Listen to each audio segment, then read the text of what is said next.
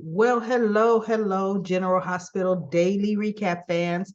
Today's daily recap is for Friday, November the 18th, 2022. Friday, November the 18th, 2022. Well, I'm going to get the ass out the way first. I did everything but spit there, right? Uh, Listen, we had Mac all down in the dumps, and Dante noticed it, in the interrogation room. They got files laid on the table. And, Mac's in a funk. And Dante says, "What's going on?" And Mac does tell him, "Cody's not my son." So Dante gives him some consoling words, yada, yada, yada. Um, we have Austin and Maxie talking. They just don't get it. I mean, it's just not there, right? And so he wants to take the kids to the mountain, but they're like, Georgie probably isn't going to want to go. So Spinelli comes up. They notice Spinelli. He's trying to get away, right? Max says, "Spinelli, come here." So Austin wants to take the kids to the mountains, me and the kids up to the mountains, and we're afraid Georgie doesn't want to go. Spinelli's like, "Well, if she doesn't want to go, she doesn't want to go. But they're like, "Well, we would like you to talk to her." Okay, so then Austin has to walk away. And Max is like, "You know what? Georgie is giving him major attitude." And he goes, "I think our daughter is a perfect judge of character." And she just looks at him and she goes, "No, or she's reading off of her father's attitude." And Spiller's like, "Oh," you know. So Austin comes back and Maxie gets a text. So then Maxie has to go walk away, right? So Austin said, "Did you run that algorithm like I asked?" And he goes, "Why is it so important for me to see if you all are a match? You're together." And I don't understand that either. I don't understand why Austin wants that algorithm run. I'm thinking he might think that algorithm is going to pair him up with Britt, who we all don't need an algorithm, right? We already see the chemistry between Austin and Britt. Okay. As a matter of fact, Britt was talking with Sam about the necklace, and Cody was there. So when Sam came in, so Sam's like, "This is private." And so Cody's kind of like, "Well, if it's about the necklace, it's about me too." And it's like, "Oh my goodness, what makes you what?" And so she goes, "Look, I only give out information to my client." And Britt says, "Sam, it's okay. Because you know what? I guess indirectly this could be about him." So Sam came up with the last known bill of sale. I mean, when it was up for sale, or Leopold had it listed in the items for auction he was having. So it was listed for sale. And so Sam says, so the Cody goes, "See, so it's mine. So it belongs to me." And Sam's like, "Wait, hold on." Because Sam says, "Initially, I could not find where it sold at that auction." Right? So then Sam says, "Wait, no, I've got more digging to do. Just because the bill of sale didn't come up in my initial investigation, I'm not done yet." So Austin comes in and says, "Dr. Westbourne, I need a consult." So she comes out in the hallway and he's talking to her, and he says he found this doctor that specialized in Huntington's disease from Canada. She was in town doing some kind of medical thing, conference or something. And she has agreed to meet with Britt to look at Britt's case. And Britt's like, "Wait, no, what? Huh?" And he goes, "Today, she's here. She needs to meet with you today." "That's so soon." And he goes, "Listen, you need to know, you need to find out, are the symptoms you're having now that your disease is escalating, or is it something else?" Right? So I'm looking at the interactions between those two, and I said, "Now, see, that's the couple right there. That's the couple." So needless to say, Britt reluctantly agrees, or they may not have even showed her agree, but she's going to agree. And then Sam is talking to Cody, and he's like, you know what, Sam? I mean, I don't see what's so difficult about this. We're friends, right? And she goes, wait, no, hold up. Don't get this twisted. You are Dante's friend, period. Sam's kind of like, I don't even like you. I'm putting up with you. She goes, because you know what she goes, you and I are not friends. See, because you blackmailed my friend to hook you up with Britt Westmore. There's something behind that. She says, there's something that's not right about your whole story. What? He goes, no, no, no. See, and isn't it just so interesting enough that Britt Westbourne ends up having the necklace left to her from her brother? He goes, how would I have known that? She said, because you knew Leopold Tall was your father before you got here into Port Charles. You knew it. You targeted Britt for a reason. And Sam's like, and I'm going to find it out. So he's like, have I done stuff in my past? Nobody's squeaky clean. No, I'm not. You're not squeaky clean. And Dante is not squeaky clean. And Sam looks at him like, what is that supposed to mean? And I'm just saying, So she goes out, and I said, see, there we go. Look. He threw the hand that fed him under the bus. We are going to find out what Dante did as a teenager, which, you know what, everybody, in retrospect, it's not going to matter unless he committed murder or killed someone. Bottom line, if Dante even has a record, it was sealed, but guess what? He doesn't, because Olivia doesn't know about it. They would have had to have taken some money to get it sealed, right? Well, I don't know. Cody didn't have any money, and how his juvenile records are sealed. So maybe that statement wasn't right. But either way, we're going to see what is this going to be. They're getting ready to bring it out because Cody is getting ready to bring it out. So Sam goes out, and Spinelli goes, okay, so you know what? I will keep on looking, into Cody. And so Sam says, well, you know what? Let's put that on hold. Because I don't think she wants what's going to come out about Dante to come out. So we'll see how she proceeds with that. But then we had Laura was going to go see Nicholas. How is Laura walking around with no bodyguard? See, what is this with everybody in Port Charles? Now, I know the hook killer went on vacation.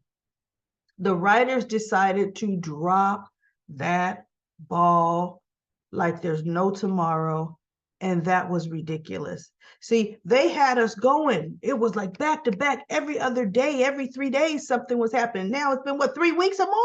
No, guys, I could care less when the hook killer shows back up again. It's like, so Victor's like, oh, well, Mayor Collins, going my way. And she's like, oh, good God, don't ever, say I'm ever going your way, right?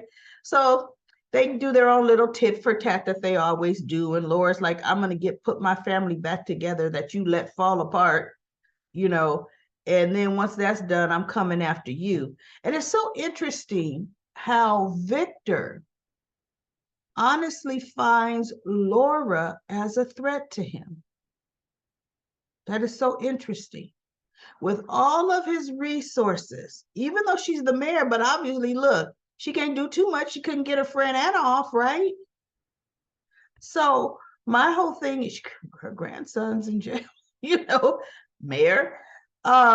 She couldn't get his sentence reduced while she's back, mayor. But anyway, Laura Spencer, now Collins, has always been kryptonite to the Cassadine family. Really.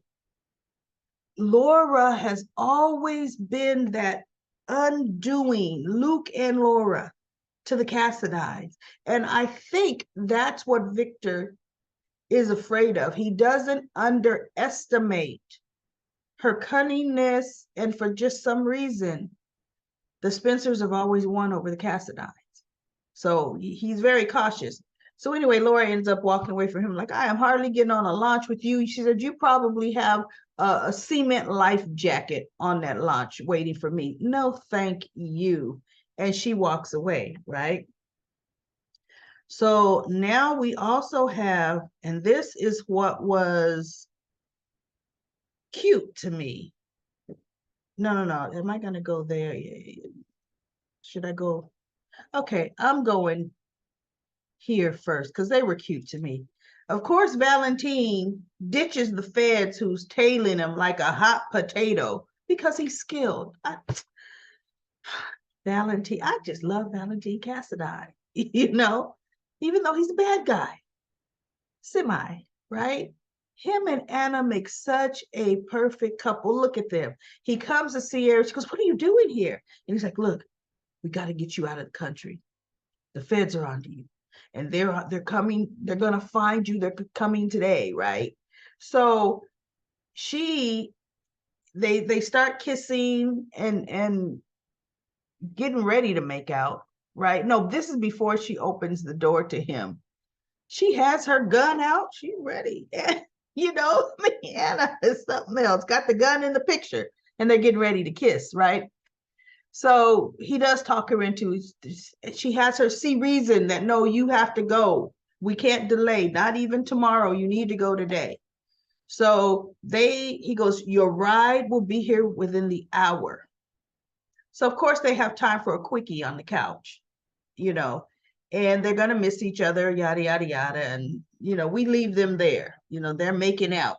Well, in the meantime, we have Holly and Robert having lunch on the terrace of the Metro Court. And Robert is like, Holly, something is wrong. I know it. I could sense it. You're not yourself. Something is up. Because the way she's like staring off into space, stirring her little eggs around, and she goes, no, I'm just thinking about Anna. Poor Anna and Lucy. Lucy. And then even though I know I've only met him twice, for Martin is so upset. He loves Lucy so much, and he's missing her. And I more than ever know the heartache of losing a loved one. And Robert's like, I thought you were dead for 2 years. So I definitely know the heartache of losing a loved one or thinking you lost a loved one, right? So Holly's like, it's just, and so Robert says, well, Anna's, she's okay. She goes, how do you know? Oh, I spoke to Anna last night. We're getting ready to meet tonight. And I'm like, what are you doing, idiot, in public? Huh? Right? So she goes, oh, good. And she goes, that makes me feel better. So she goes, but Robert. And then she kind of stops. Enough talk.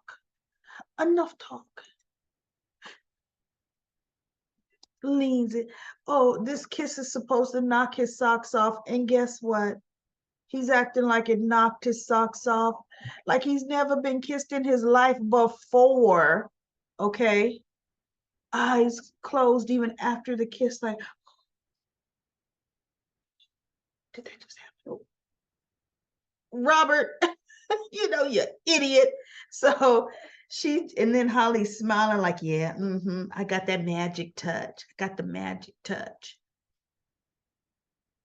So he gets his phone rings and he goes, I gotta take this. She goes, no, go ahead. Yeah. Oh, okay. So you got the address of the safe house. Text that to me right away. So he puts his phone down and he's looking at her, and then the phone goes, and he looks at it and he goes, oh, okay, that's the address. The address of the safe house, everybody. I'm in public. I got the address of the safe house. So Holly looks and she pretends to spill her coffee on, oh, rats. Club soda, quickly, club soda. And I'm thinking, girl, club soda don't work on pleather. What are you doing? You know, but okay, right? He jumps up, and as she's pretending to wipe, then she picks up his phone, sees the address, and memorizes it. Now, she can't remember what's happened over the past 2 years, but she memorized that real quick, right? Put it down. He comes back and she stands up and, oh, thank you. You're such a lifesaver, Robert. You're such a lifesaver. Oh, but listen, other good news. Good news. You know, Kevin Collins, he's going to see me and see if he can help me with my memories. But he could only squeeze me in today. Look,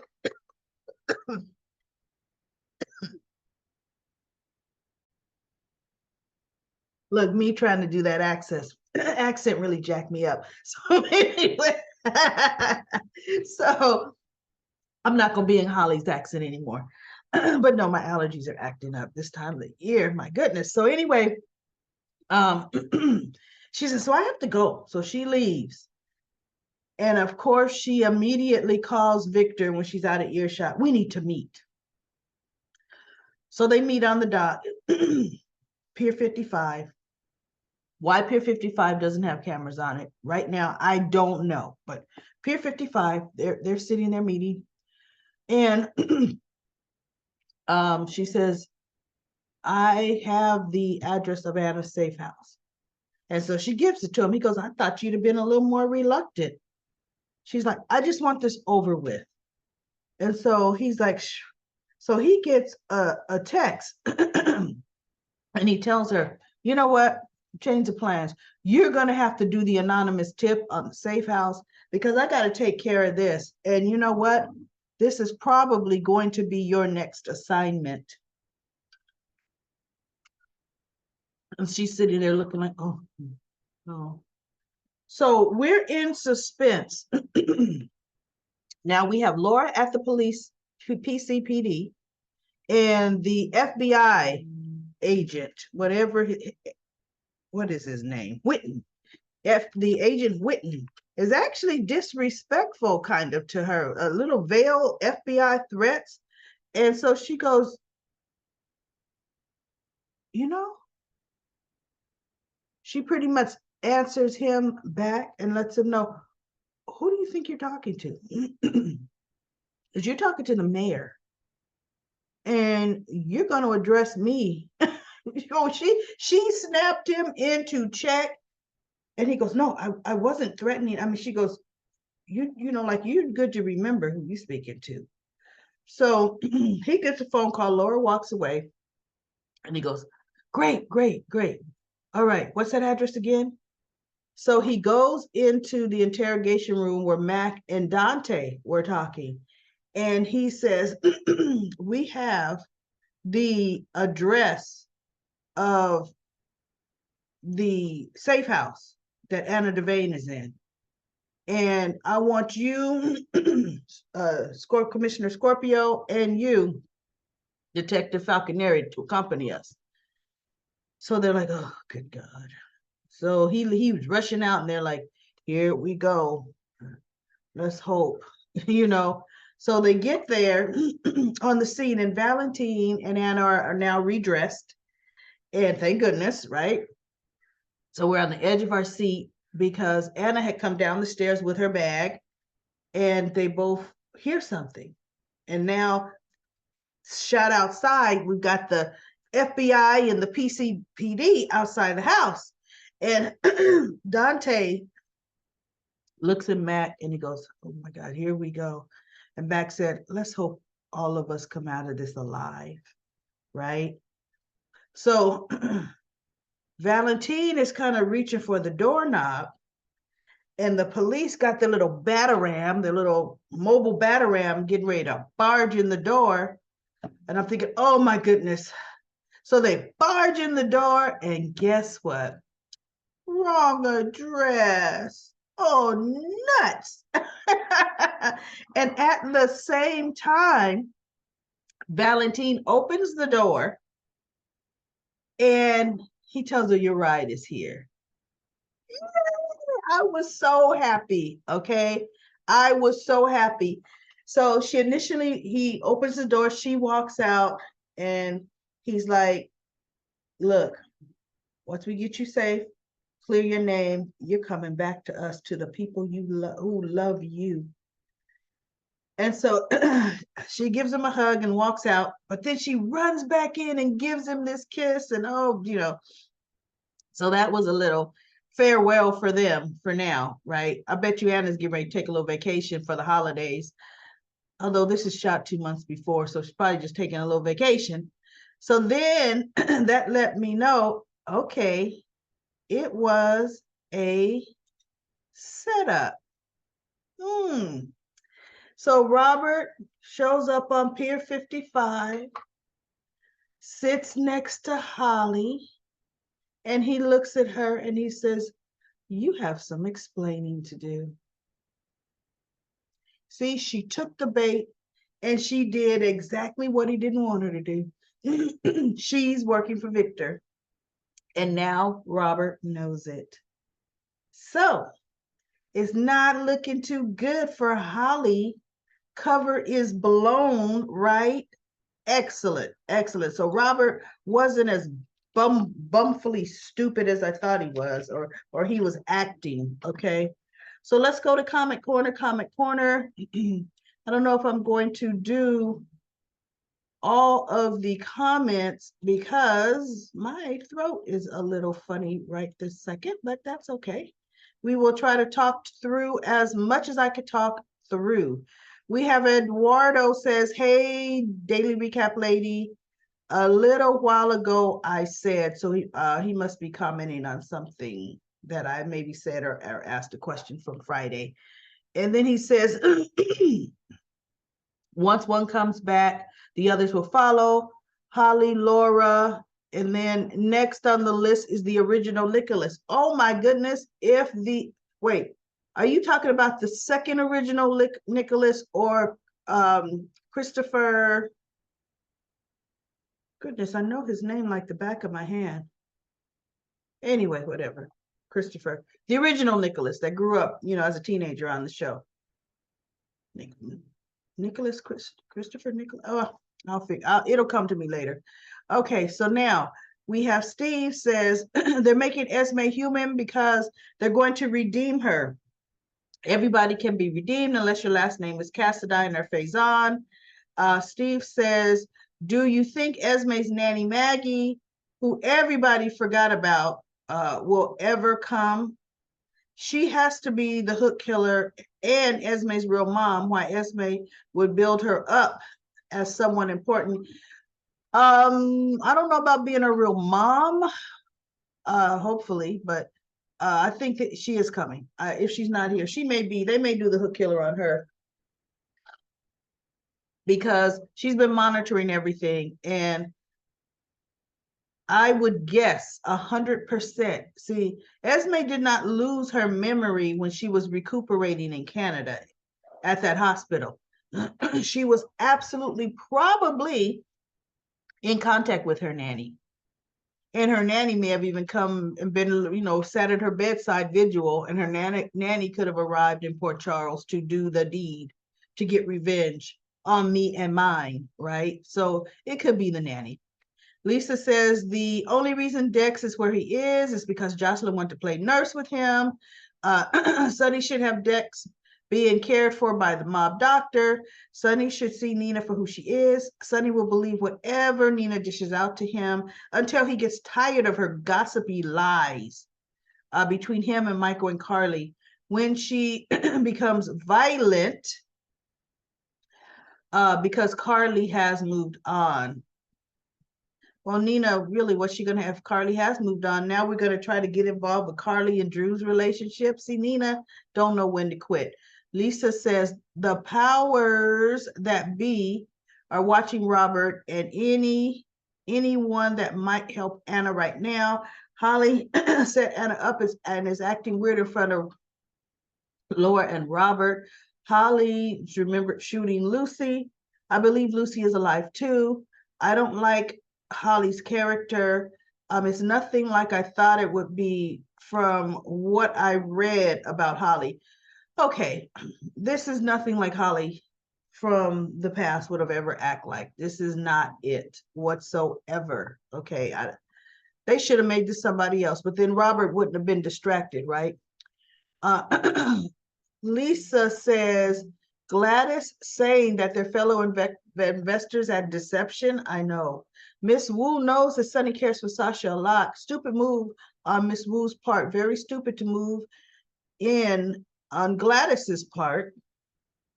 I really hope Sunny is on to Gladys. Here's the thing. I don't know what Miss Wu was thinking about either, because Sunny, see, family is protected territory.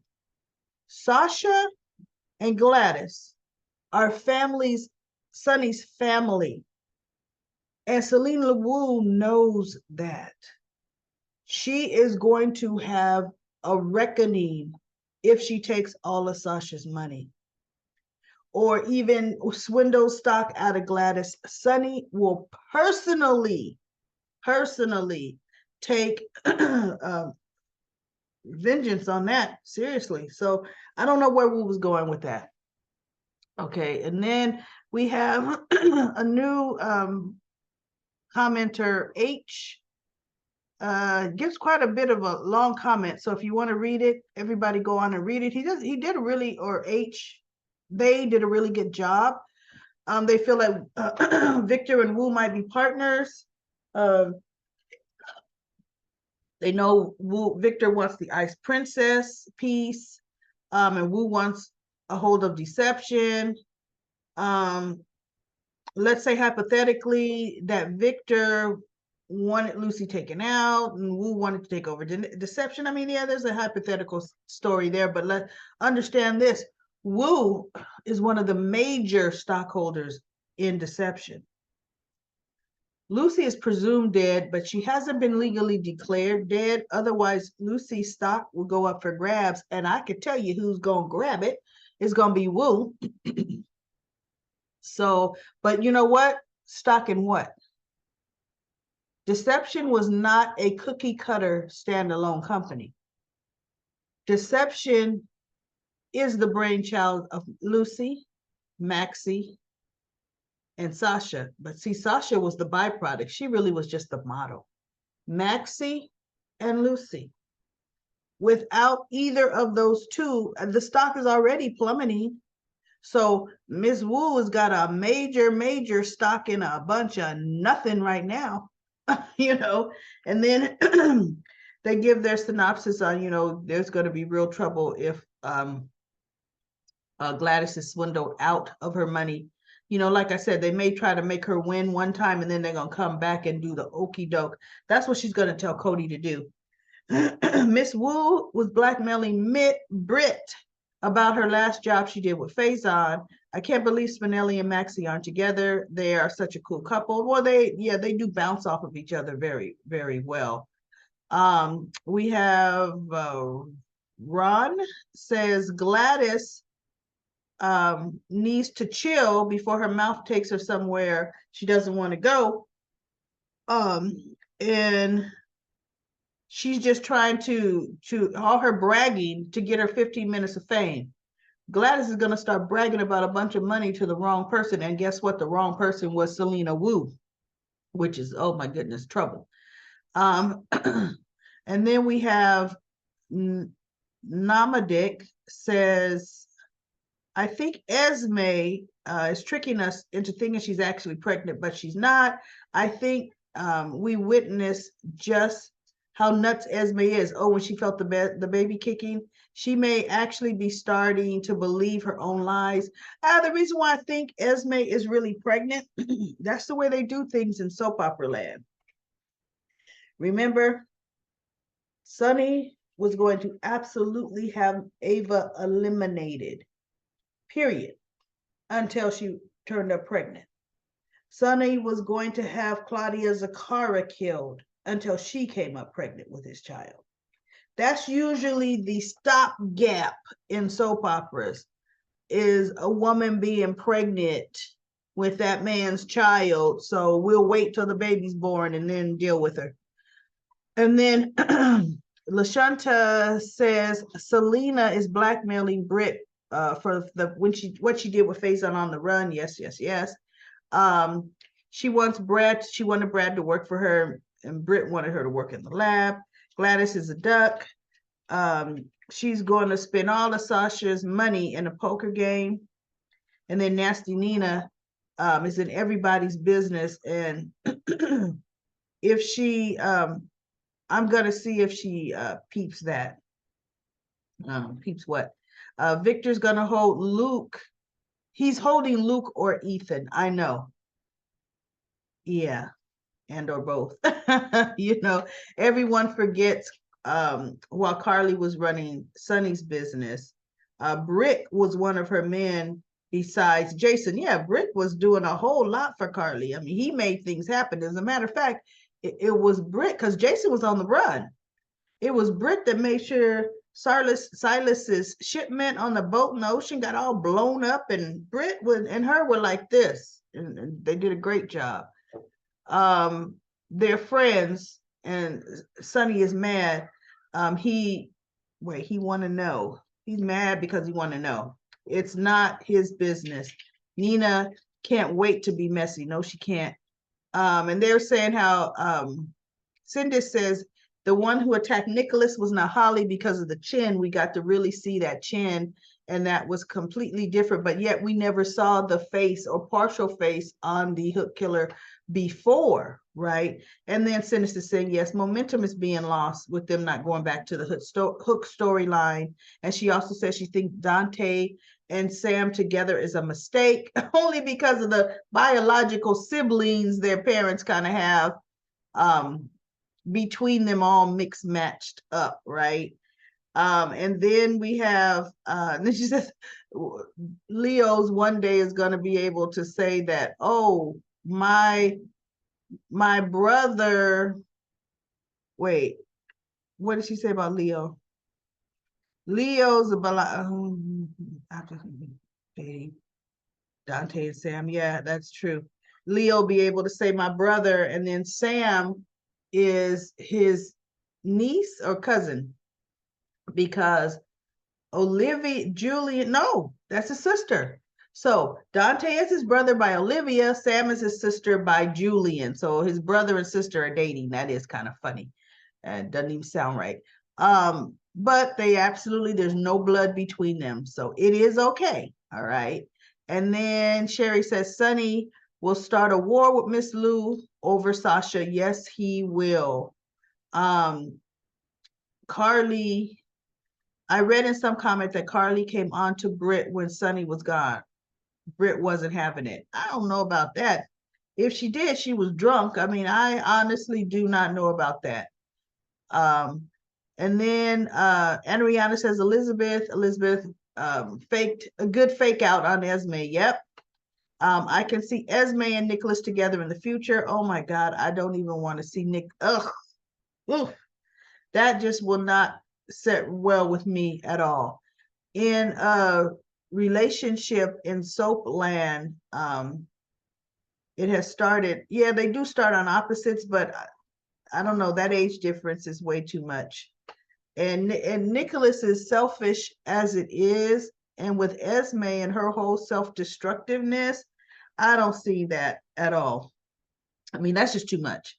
And then she goes to talk about that Anna probably got a vibe that something was off with Holly too. Everybody could see it, but Robert, well, guess what? Robert did see it. Yay, finally, Robert did see it. And then we're talking about all that DNA from Holly's, all that hair and everything else getting in Anna's clothes. That was just really stupid. And then H says, I have a feeling that the poker game is going to be bigger than we realize. More things will happen than Gladys just being blown, than just blowing it for Sasha.